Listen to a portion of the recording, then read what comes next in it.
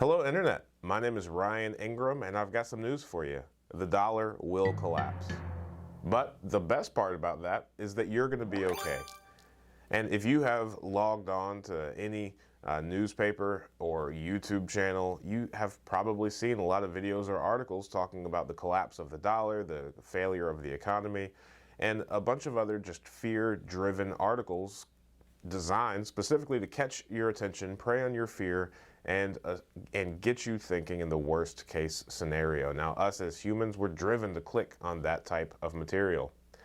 But at the end of the day, we can't forget the fact that we are an extraordinarily resilient people, and we're going to be okay. And in times of crisis, people come together, they help each other out, and work through it together. Yes, it's going to be extraordinarily inconvenient, but at the end of the day, we're going to make it through. The two questions that you should ask yourself about any doomsday scenario that you can dream up is, are there still people? If no, then you really don't have anything to worry about. If yes, then you should ask yourself, do those people still have needs? Shelter, food, anything else? The second question that you should ask yourself is, does the government exist, or is there a government? If the answer is no, then, well, we're all in the same boat, and we're going to depend on each other to form whatever new society it is. Mutually agree that that's the best of all possible versions. If the answer is yes, there is a government still, then the follow-up question you should ask yourself is, does that government allow for privately owned businesses to meet the needs or to provide goods or services for those people that still exist, by the way? If the answer is yes to that, then largely you're going to be okay. There's likely going to be an area that you can open up a business to support the people that live in close proximity to you. Or there's going to be a business that's opening that you will be able to work for and trade your time to help that business meet the needs, provide the goods for those people. As we can see on this article from Business Insider, then 100% of fiat currencies will fail. Now, I also think we should give ourselves a pat on the back because it says the two longest standing currencies are the US currency and the British pound. So while the average age is 27 years for each fiat currency, we've made it a pretty long time. We've done a good job and owe ourselves a pat on the back. But it's not a matter of if our US dollar will fail, it's just a matter of when.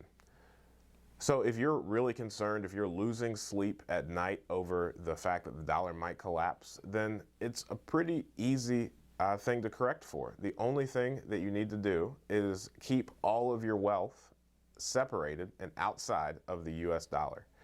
Now, you could do this by investing in real estate, by investing in businesses that provide goods and or services to people, because think back to the first of the video, those two questions: are there people, and does the government allow privately owned businesses?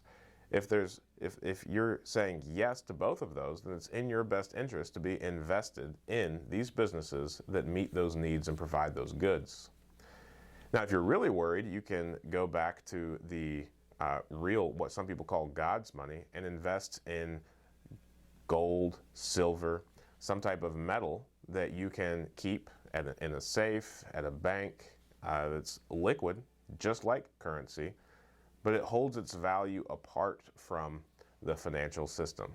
Now, even though that's not a guaranteed way to preserve your wealth, it has a very strange relationship with currency, because the Federal Reserve can just decide to print more money. They click a few buttons and it happens. It's a lot more difficult to go out and find, produce, refine additional gold and silver. The truth of the matter is, almost any non-perishable item that people need store value apart from the financial system. So what I would recommend, if this is what keeps you up at night, if this is what truly causes you to worry, then I would say just keep enough money, 3 to 6 months, to get through some sort of unforeseen emergency on your end, some automotive issue, or perhaps even unemployment. Keep that in cash, and then take everything else that you own and get it outside of the financial system.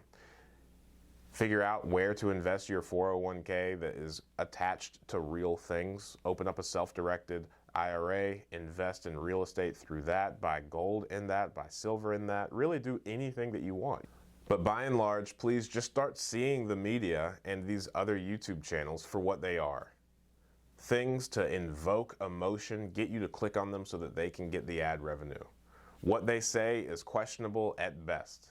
Even question what I'm saying. Go out, do your own research, sift through all of the flashy headlines, actually read the substance of these articles, look around you, talk to your friends, because in times of crisis, I know for sure that my vote is on people. I believe in my fellow man. I know that we're going to come together and get through whatever the government, whatever, foreign countries, anything that is thrown our way. It might be uncomfortable.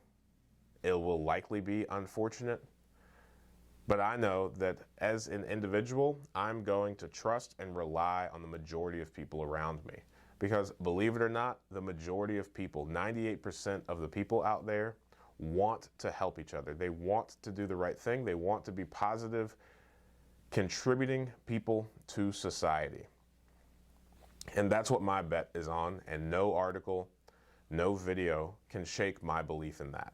So if this doom and gloom stuff starts taking over your feeds, starts taking over your brain, unplug from everything, go outside, make some new friends, enjoy life, look at the smiles on children's faces, and just know that everything is going to be okay. The dollar could collapse. We could go to war. It's going to be inconvenient. It won't be fun, but we're going to make it through. And we'll become stronger in the process. That's my message. Take it for what it's worth. I just felt the need to record this video because I, for one, am getting just blasted with these types of articles. Very unwanted. I don't click on them.